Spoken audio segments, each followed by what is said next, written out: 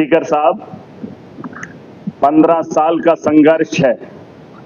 जो कल हमारी आवाज उठी थी, उस आवाज को दबाने के लिए 15 साल से कुछ लोगों ने कोशिश की।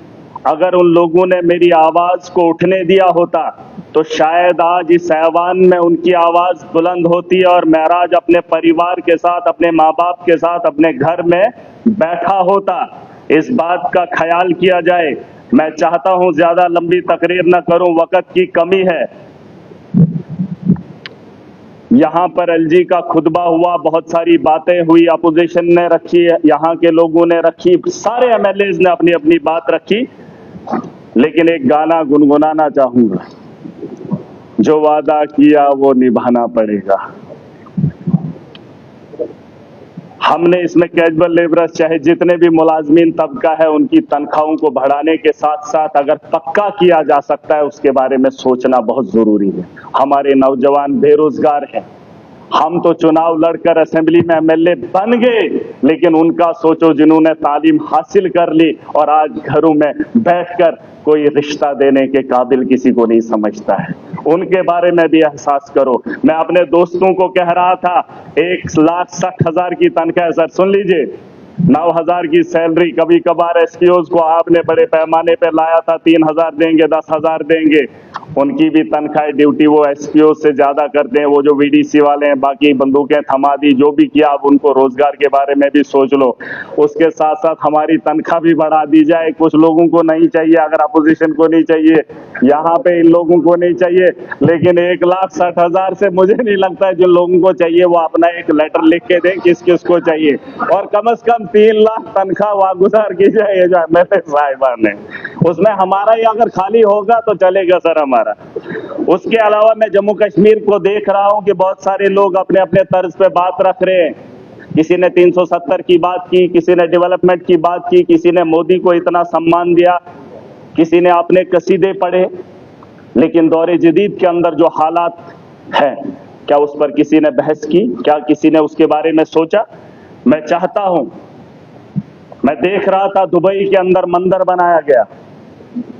मैं भी हैरान था कि दुबई मुसलमानों का देश है, वहां पे मंदिर बनाया गया। बात समझने वाली, यहाँ का जो सर्कुलेशन ऑफ मनी है, 370 की वजह से नुकसान क्या हुआ है मुझे नहीं पता, लेकिन जो circulation of money Jammu Kashmir का है उसे लूटा गया है, खत्म कर दिया है। जो तनख्वाह लोगों की आती है वो भी बाहर चली जाती है। जो यहाँ पर काम होते हैं उसके ठेकेदार भी बाहर से आते हैं, वो सारा पैसा उठाकर यहाँ से बाहर ले रहे। जम्मू कश्मीर के अंदर खस्ता हालत है। उसकी एक वजह बताना चाहूंगा।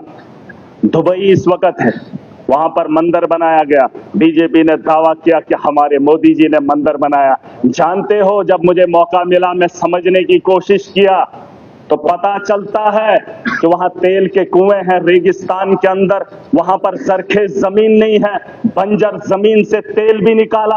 और जब उन्हें पता चला कि आने वाले कल में तेल का जब खात्मा होगा तो टूरिज्म के जरिए उसको जो है तरक्की याफ्ता बनाएंगे, वो 20 साल, 30 साल, 100 साल की सोच रखते हैं, इसलिए उन्होंने मंदिर बनाया। यहाँ चैंपियंस ट्रॉफी का मैच दुबई में खेला जाएगा और भारत के लोग वहां पर जाएंगे, जब सैर और तफरी करेंगे, वहां के होटलों में रुकेंगे, रेवेन्यू जनरेट होगा। तो बताओ, अगर रेगिस्तान का जैसा शहर इस वक्त पिकनिक स्पॉट बना सकता है, लोगों को, ये जो टूरिस्ट को जो है लुभाने के लिए बड़ी बड़ी बिल्डिंगें बना सकता है बंजर जमीन में, हमारे जम्मू कश्मीर में क्या खूबसूरती की कमी है। टूरिज्म को बढ़ावा दिया जाना चाहिए ताकि हमारे जम्मू कश्मीर के अंदर रेवेन्यू जनरेट हो। मैं समझ सकता हूं, एलजी का शासन रहा, भाजपा का दौर रहा, बिजली से वसूली, टैक्स वसूली करके जम्मू कश्मीर को चलाना चाहते हैं। उस टैक्स को भी लूट कर जल जीवन के तहत हम तक पहुंचाया। उस टैक्स से लेकर यहां पर हमें ऐसे ऐसे मुलाजिमों को भेजा जो यहां से भी वसूली करने का काम करें। सुनिए स्पीकर साहब, मैं चाहता हूं कि टूरिज्म को बड़े पैमाने पे यहां पे बढ़ावा दिया जाना चाहिए। हमारी सरखेज जमीन है, खूबसूरत है, वहां तो बनाई जा रही है बंजर जमीन पे, और यहां पर हमारे पास खूबसूरती की कमी नहीं है। मेरा खिताए चिनाब है, मेरे यहाँ पीर पंजाल है, जम्मू का अलग एक अपनी खूबसूरती है। बड़े बड़े मुल्कों को मैंने देखा, बर्फ पड़ती है तो पूरे मुल्क में पड़ती है, मेरा जम्मू कश्मीर सच में जन्नत है। आप कश्मीर में देखेंगे तो बर्फ आपको मिलेगी, आप जम्मू में आएंगे तो यहाँ पे बर्फ का एक बूंद भी आपको नहीं देखने को मिलेगी। ये छोटे से हिस्से में अगर इतनी खूबसूरती है तो यहाँ टूरिज्म की कमी क्यों है, उसमें बढ़ावा देने की कोशिश की जानी चाहिए। मैं आखिरी बात खत्म कर रहा हूँ, नहीं मैं मुद्दे की बात, मैं लड़ाई कर ही नहीं रहा हूँ, मैं लड़ाई कर ही नहीं रहा हूँ। अभी सब लोग बोल रहे मैंने मांगा इनका टाइम, इनका टाइम।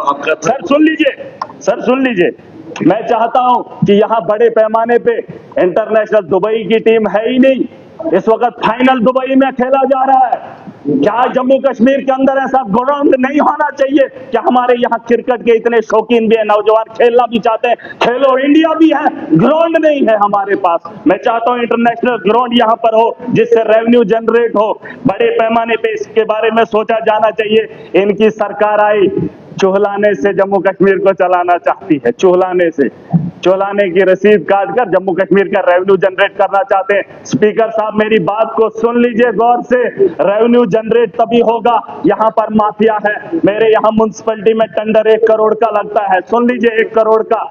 जब वो 1 करोड़ टेंडर ठेकेदार उठाता है तो वही ठेकेदार उसी साल उसी टेंडर से 5 गुना ज्यादा कमाता है। बताओ अगर वो पैसा म्युनिसिपैलिटी में लगता 5 करोड़, 1 करोड़ की जगह 5 करोड़, लेकिन वो 4 करोड़ कमाने वाला ठेकेदार। जम्मू कश्मीर को लूटने में ब्यूरोक्रेट्स का अहम रोल रहा है, चाहे सदन में बैठे लोग नहीं मानेंगे, लेकिन मैं देख कर आया हूं, मेरे दिल के अंदर वो आग है। आज मैं चाहता हूं, लोगों ने चुनकर हमें भेजा है, हम ब्यूरोक्रेसी को रोकेंगे, अपने लोगों को इंसाफ दिलाएंगे। अगर आज इस सदन से हम वो चीज नहीं कर पाए तो 370 क्या, अब स्टेट लेकर आओ, कुछ भी लेकर आओ, हमारे मजलूम फिर भी जालिम का शिकार होंगे और जुल्म करने वाले लोग इनके भेजे हुए हैं। मैं चाहता हूं कि क्वेश्चन सिर्फ भाजपा के लोग करें, क्योंकि क्वेश्चन में इन्होंने कहा जल जीवन में घोटाला है, ब्यूरोक्रेसी नहीं मानती है। मैं यहां की सरकार में जो बैठे लोग हैं ये क्वेश्चन उनको दे ताकि ये उगले कि 10 साल के अंदर हमारी नाकामी क्या रही। इन्होंने कहा कि यूएलबी के यहाँ पर पता नहीं क्या ये जीए कौन सा है ये, 1 मिनट, जेडीबी कहते वहां पर ये कुछ कर रहे हैं। पूछो इनसे, यहाँ पर जम्मू कश्मीर के अंदर, खास करके जम्मू के अंदर एजुकेशन की कोई जरूरत नहीं है, यहाँ पर माफिया नहीं है, यहाँ पर करप्शन नहीं है, ये भाजपा का कहना है। 7 साल से ये आराम की जिंदगी गुजार रहे हैं। मैं पूछना चाहता हूँ, अगर जम्मू के लोगों को यहाँ रोजगार मिल रहा है तो आज तक आपने क्यों नहीं बोला कि मिल रहा है? आज तक तो बोल रहे थे, आज रोजगार ढूंढ रहे, आज कह रहे जल जीवन गलत है, पाइपें टूटे हुए। एलजी के दौर में ये मुंह क्यों नहीं खोले? आज जब चुनाव जीत कर आए तो सरकार से क्या पूछ रहे हैं 4 महीने के अंदर, मंत्री जी हमें बता दो कि जल जीवन में काम क्यों नहीं हो रहा। आप खुद से क्यों नहीं पूछेंगे? जल जीवन के अंदर जब स्कैम था, एलजी तुम्हारा था, मोदी तुम्हारा था, तो कसीदे क्यों पड़े जा रहे हैं? और आज बोल रहे हैं कि शराब के ठेके ठीक है, आप स्कूल हमें नहीं चाहिए, हमें वो नहीं चाहिए, हमें फलाना। जम्मू के अंदर सब ठीक है, अगर बने तो जो विपक्ष में बैठे लोग चुनकर वादा करके आए, कम से कम उन लोगों को ख्याल करने दे। इनका तो मोदी जी देख लेगा जनाब, इनका मोदी जी देख लेगा, बाकी जो लोग आए हैं वो अपने मुस्तकबिल खुद तय करेंगे।